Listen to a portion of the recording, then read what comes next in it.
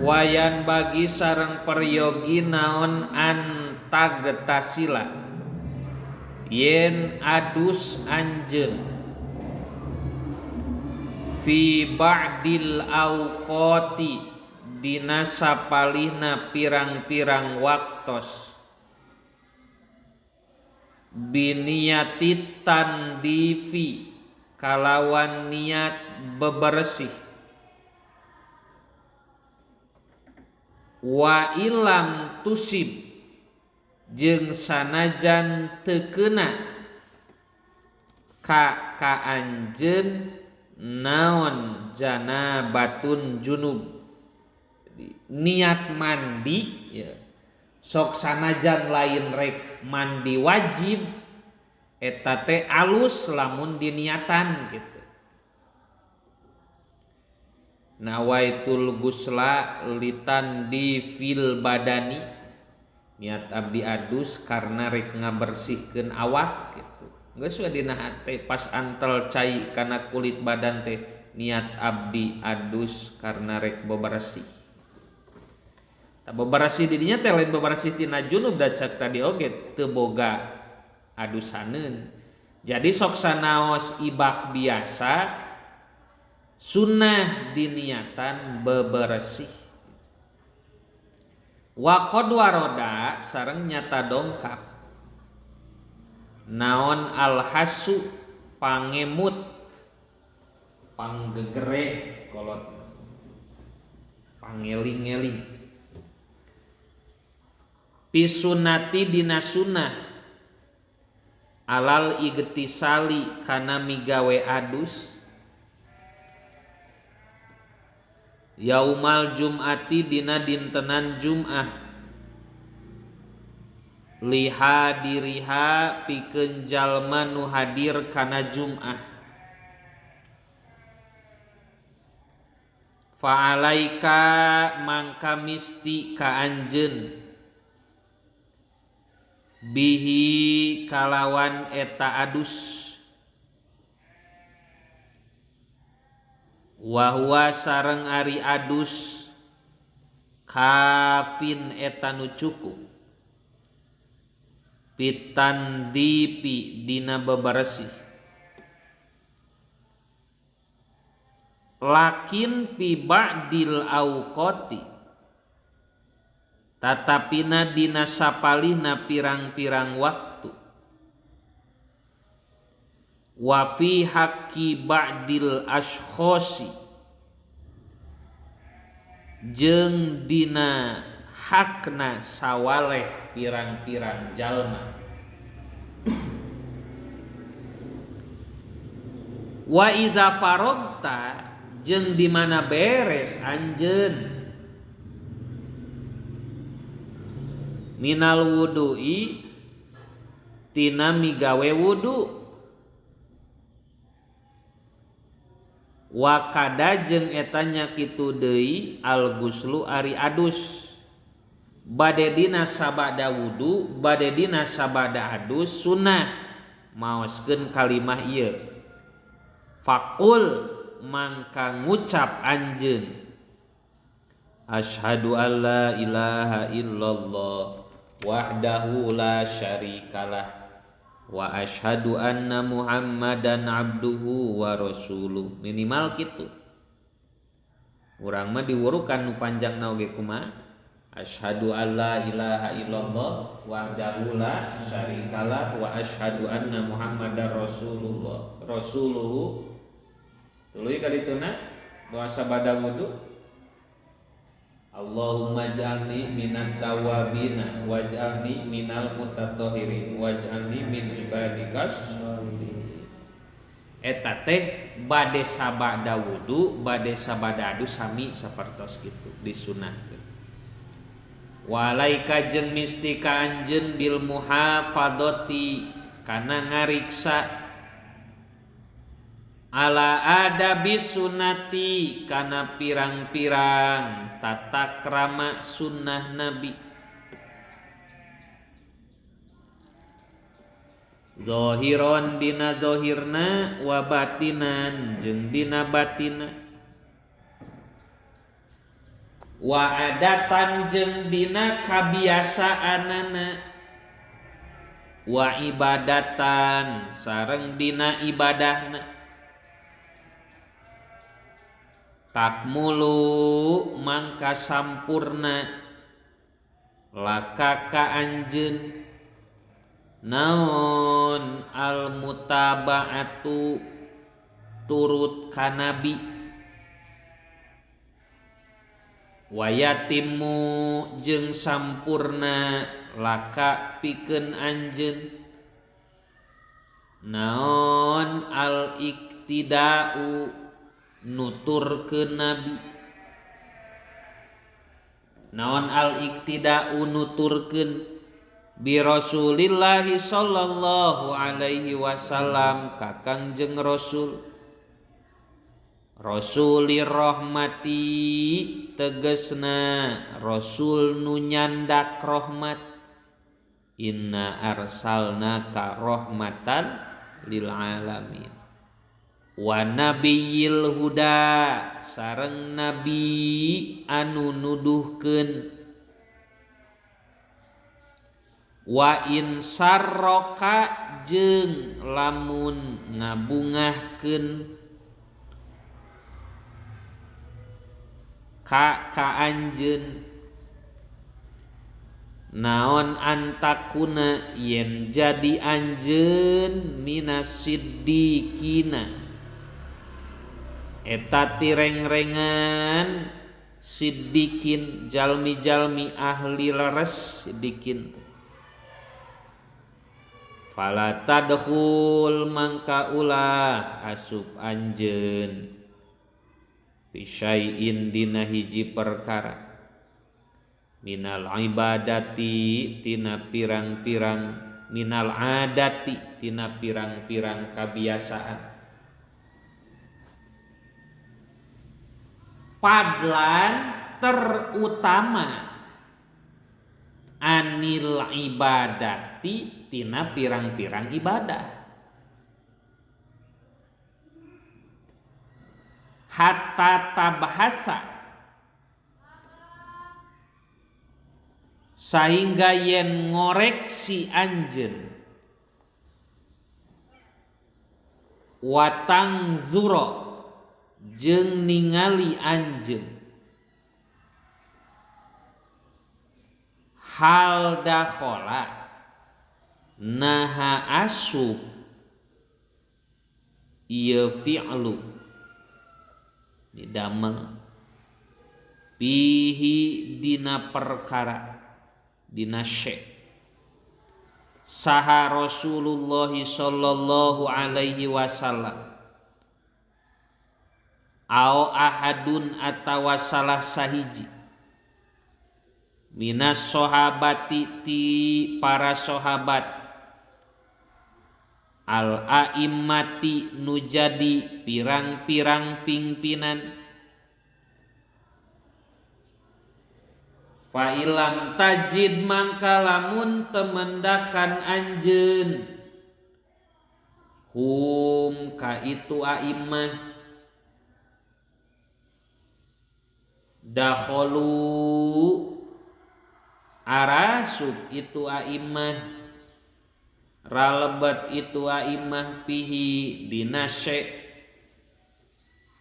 ma'al kudrati sarta nakaduga ala zalika kana eta fi'lu paamsik mangka kudu nyengker anjeun ngajaga nyengker ngariksa anhu tina zalik tingali ya dideteksi heula ku urang kantos ku Rasul atanapi ku para sahabatna dilaksanakeun atanapi henteu gitu. Wa in samalat jeung sanajan ngawengku atawa ngurung hu kana zalik naon al ibahatu wenang fa innahum karna sanyana a'immah ma amsaku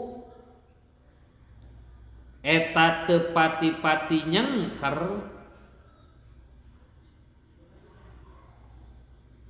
itu a'immah anhu tina zalik illa li khobarin kecuali karena aya hadis alimu anu ngawurukeun ieu a'immah hu kana eta khobar pitarkihi dina tinggalna ieu zalik wa in ra'aita jeung lamun ningali anjeun hum ka itu a'immah dakhalu eta ralebet itu a'immah fihi dina syai' pa'rif mangka kudu nyaho anjeun awalan dina mimitina kaifa dukhuluhum kaifa eta kumaha dukhuluhum ari asupna itu a'immah waqtadi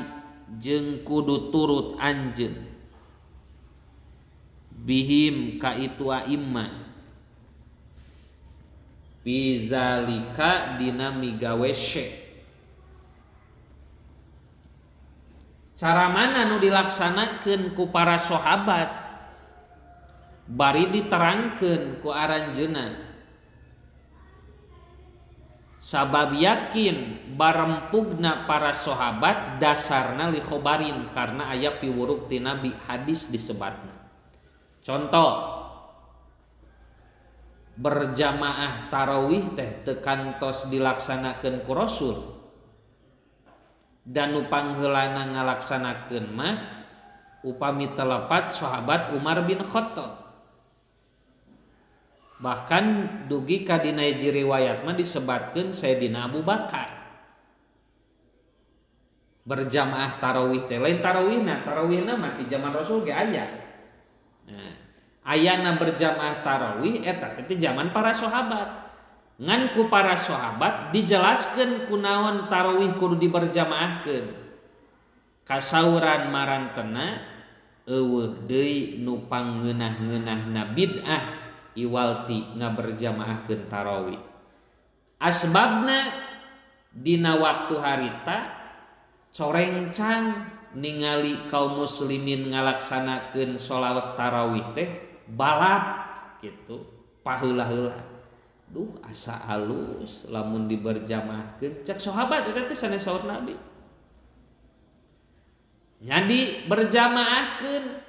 ku sahabat teh jadi hukum lain hukum jadi perkara kalakuan ngaberjamaahkeun tarawih teh teh kalakuan bid'ah ngan eta bid'ahna anu sae gitu dicontohan ku para sahabat bari dijelaskeun nyontohanna teh sok sanaos teu kantos langsung dicontohan ku Rasul gitu.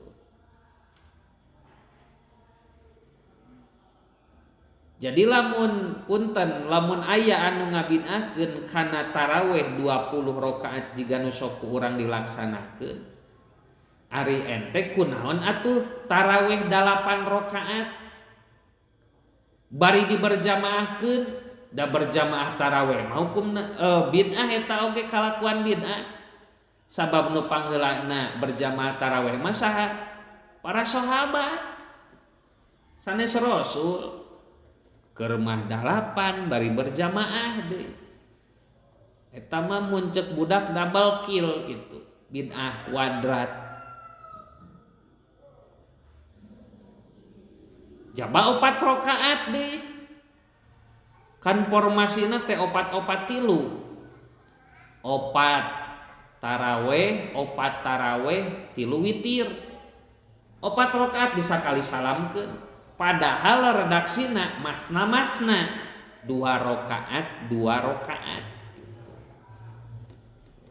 lamun teh mah aya nu nyalahkeun ka urang taraweh 20 rakaat bari berjamaah bari 2 rakaat kitu we ari ente atuh geuning berjamaah kan berjamaah tarawih teh eta teh bid'ah dan nu panggalana berjamaah mah sanes Rasul dina tarawih mah tapi para sahabat wa qad amsaka sareng nyata tos nyengker nahan tawa ngariksa saha ba'dul ulama'i sapalihna para ulama an aklil batihi tina ngadahar buah samangka nah hanya ulah ba'dul ulama sak nyarios gitu wa qala sareng nyarios ieu ba'du qad balago nyata nepi ni kakaula naon annahu sayaktosna nabi alaihi salatu wassalam akala eta nuang nabi hu kana batih kana samangka walakin lam yablugh jeung tatapina tenepi ni kakaula naon kaifiyatu tanawulihi tata cara nyandakna nabi lahu kana eta batih ari nabi nuang samangka mah aya cenah kitu redaksina teh ngan tata cara nabi nuang samangka sapertos kumaha temendakan saur sapalih para ulama falidalika mangka kulantaran kitu atruku ninggalkeun kaula hu kana aklul batih jadi sapalihna ulama taranuang kana samangka teh aya redaksi nama nu nerangkeun bahwa Rasul nuang samangka ngan ba'dul ulama teu mendakan kana kaifiyah sapertos kumaha nuang samangka teh gitu kaifiyahna wungkul teu manggi sehingga sapalihna ulama taranuang samangka wa qad taqaddama jeung nyata tos tipayun bima dina perkara qabla hadzal fasli anu tetep samemeh ieu pasol wayati jeung bakal dongkap bima dina perkara ba'dahu anu tetep sabada pasol insyaallah insyaa lamun ngersakeun sa Allah Gusti Allah nubdatan naon nubdatan hiji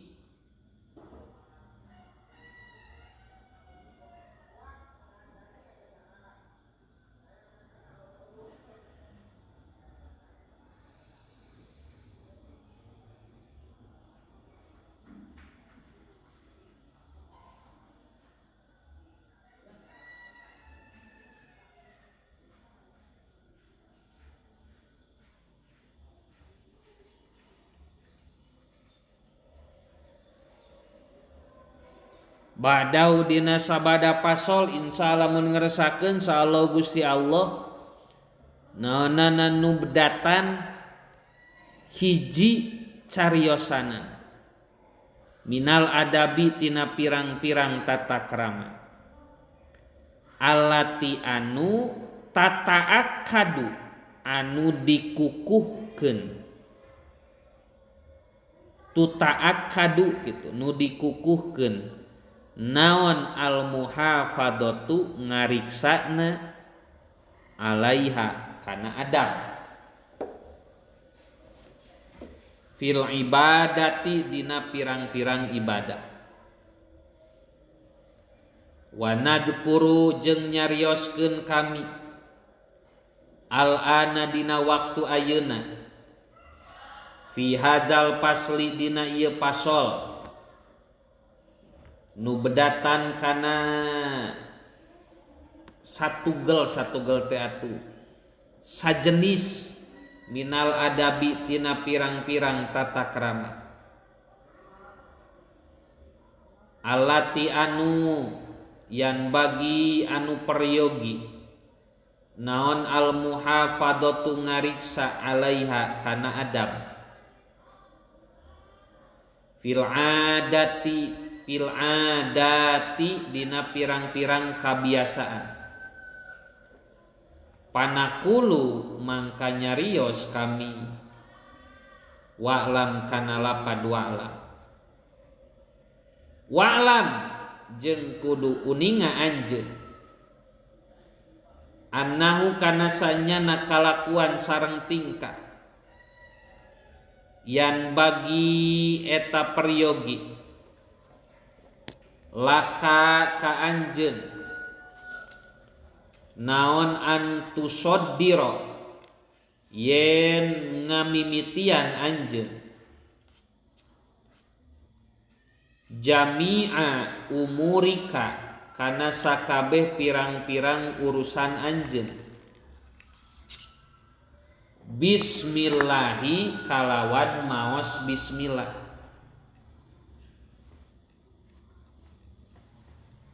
pa inna sita mangkalamun hilap anjeun antusamia kana yen maos anjeun fi awalil amri dina mimiti urusan ida tada pakul mangkapek ngucap anjeun ida tazakkarta di mana ingat anjeun di awal poho maca bismillah sok we ingetna di tengah didinya maca bismillah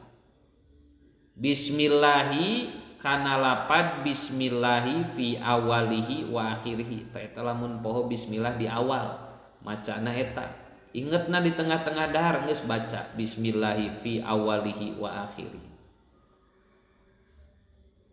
bismillahi kalawan nyebat jenengan Allah fi awalihi dina mimiti amrun wa akhirihi jeung dina tungtungna amrun wajtahid jeung kudu sungguh-sungguh anjeun alla tadkhula kana yen teu asup anjeun pisain dina perkara minal adati tina sapalihna pirang-pirang kabiasaan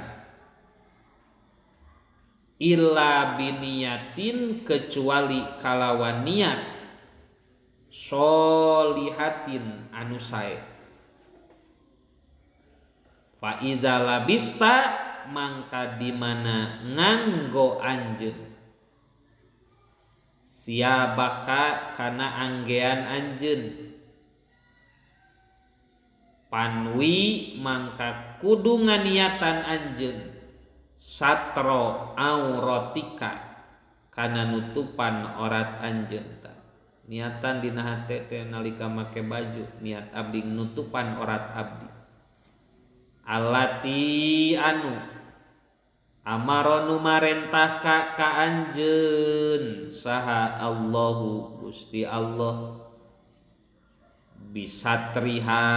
kana nutupanana aurah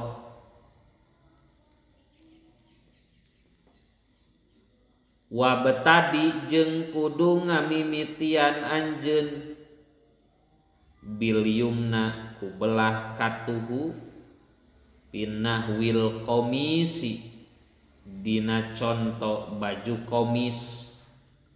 leungeun katuhu heula nu diasup wa akhir jeung kudu nungtungan anjeun ha kana ieu yumna pin naj'i dina muka saom muka pakaian lamun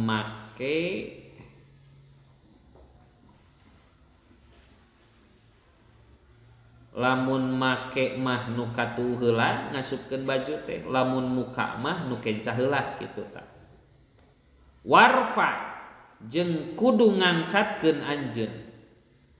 izaraka kana samping anjeun wa qamisoka jeung kana gamis anjeun ila nisfi saqi nepi kana satengah bitis pain abaita mangkalamun mumpang anjeun mumpang teh embung gitu pala tujawizanna mangka ulah ngaliwat nyaan anjeun ulah ngaliwatan nyaan anjeun al ka'bah kana mumuncangan ulah handap teh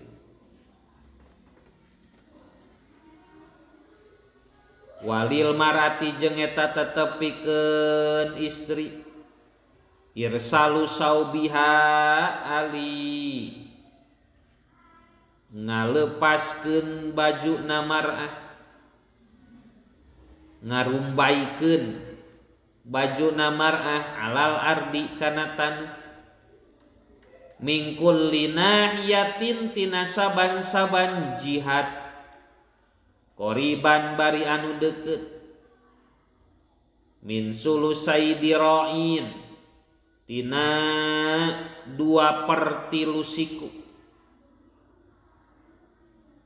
waj'al jeung kudu ngajadikeun anjeun kamma kana leungeun kamma komisika kana leungeun baju anjeun ilar rusgi nepi kana tengah-tengah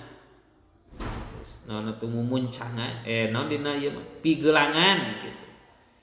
wa ila atrofil asobi jeung nepi kana tungtung pirang-pirang rambut wa in zidta jeung lamun ngaleuwihan anjeun fala tusrib mangka ulah leuleuwihun anjeun wa qad kana sareng nyata buktos kamu ari panangan acuk kamu Rasulillahi sallallahu alaihi wasallam ari panangan acukna Rasul ila rusgi eta dugi kana pigeulangan wa qata'a jeung tos motong saha Aliyu Sayyidina Ali kama komisin kana leungeun gamis lahu kagungan Ali ila atrofil asobi dugi ka tungtung pirang-pirang rambut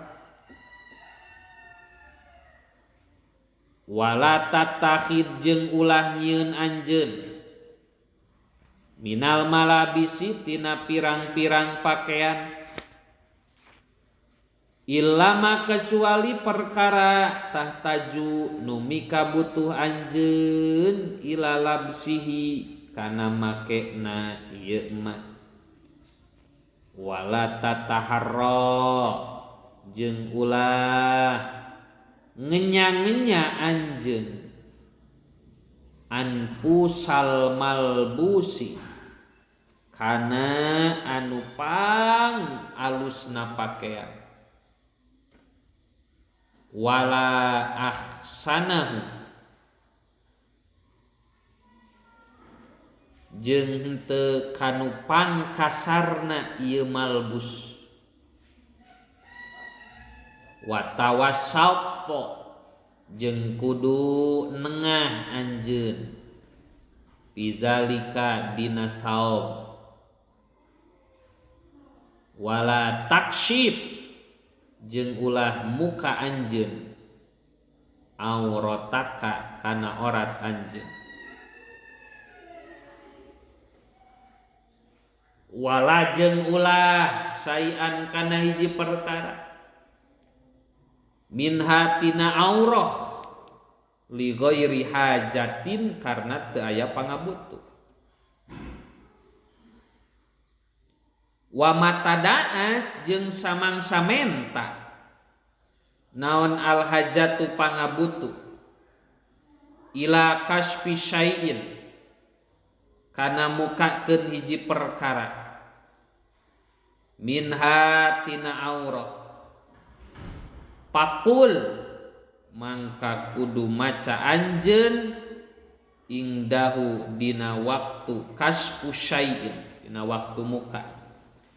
Bismillahi la ilaha illa huwa kana lapad bismillahi la ilaha illa huwa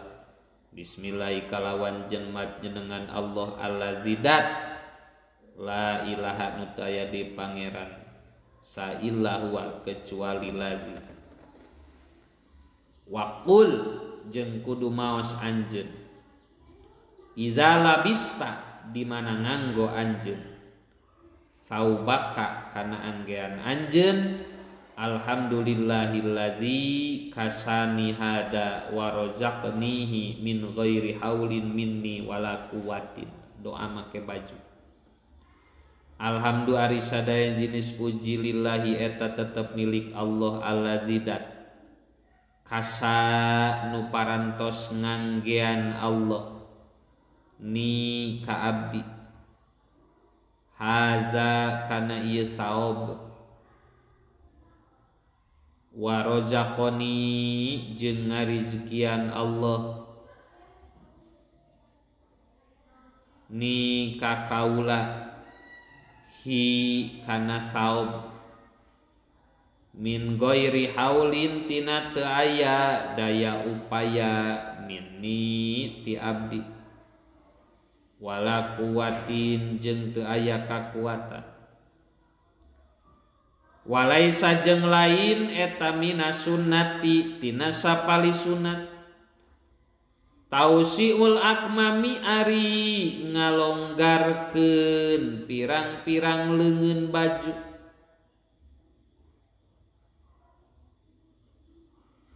wa kibarul amaimi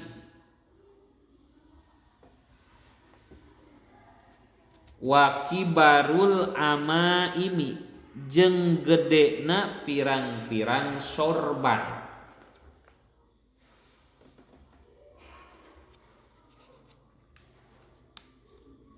wa alaika alla tantiko wallahu a'lam.